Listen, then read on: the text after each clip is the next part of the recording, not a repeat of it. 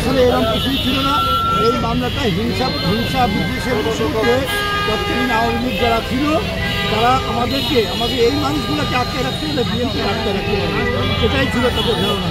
আসলে তাদের সকল ধারণা হিসাবে আজকে প্রমাণ করে যে হাজার হাজার বিএনপি নেতাগুলো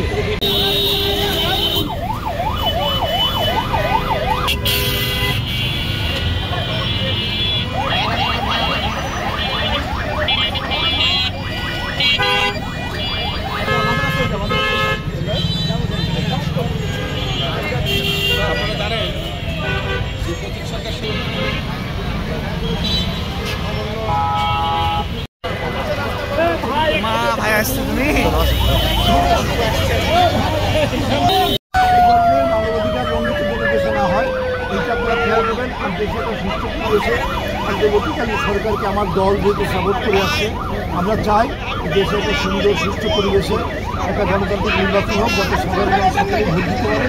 এই নির্বাচনের মধ্য দিয়ে একটা নতুন গণতান্ত্রিক সরকার যে প্রতিষ্ঠিত হোক, তার মাধ্যমে সংসদের মাধ্যমে এই দেশ পরিচালিত হবে, এটি